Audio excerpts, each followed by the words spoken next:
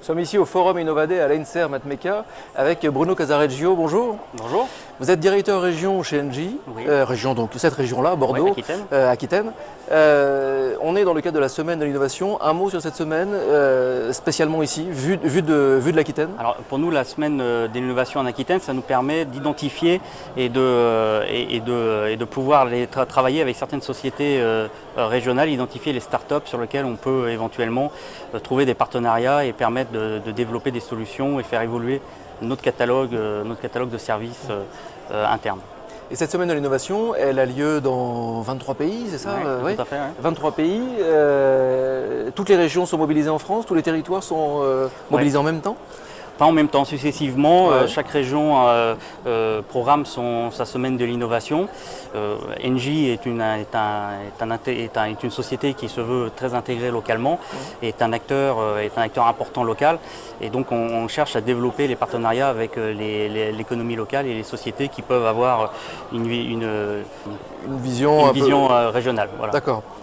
Un projet clé justement, un projet clé d'implantation locale, c'est le projet Noé, c'est ça? Noé, avec Bordeaux-Atlantique. Avec Bordeaux-Atlantique. Alors c'est quoi ce projet Noé? Le projet Noé, c'est une base de logistique qui est mise en place, innovante, dans laquelle on a formé un groupement avec certaines sociétés implantées sur la région, comme Eiffage, comme Suez, comme Keolis. Et le but de cette plateforme, c'est de permettre aux utilisateurs d'avoir accès à des parkings, à des vestiaires, à des food trucks, et tout ça via une technologie innovante qui est la technologie NFC, la technologie paiement sans contact, qui va être intégrée à tous les collaborateurs qui vont avoir accès à cette plateforme via soit un bracelet, soit une carte de crédit, ou pour certains téléphones un peu plus innovants via leur téléphone portable. Ce qui veut dire que les collaborateurs, alors ce sont les collaborateurs qui évolueront dans les promoteurs qui vont intervenir sur les différents chantiers.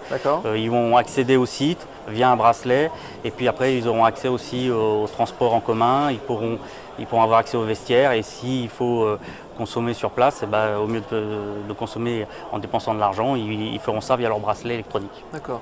Donc est-ce que je me trompe si je dis que c'est un laboratoire là, pour vraiment voir comment ça se passe? Aujourd'hui, on est en phase de développement des services. Alors les services ne sont pas arrêtés totalement aujourd'hui. On a une base qui a été fixée, mais on cherche encore aujourd'hui, en discutant avec des sociétés comme NFC Interactive, à développer des solutions et apporter des services complémentaires à l'EPA.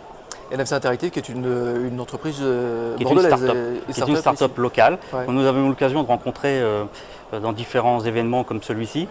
On a eu des discussions pour savoir comment on pourrait travailler ensemble, et là il y a eu l'occasion d'un projet concret qui nous a permis de développer ce partenariat en toute simplicité et à travailler pour développer les solutions et intégrer leurs offres dans nos propres solutions.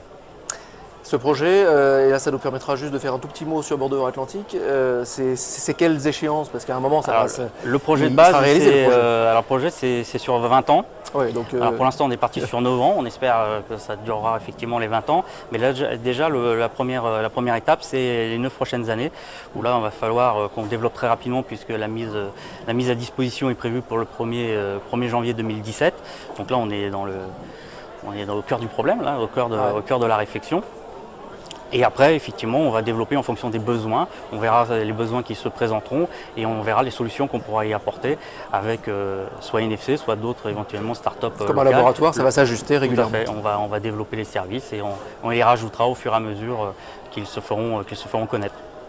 Et bien, on va suivre ça de près également. Bordeaux-Atlantique, c'était la plateforme Noé. Merci beaucoup, Bruno Casareggio.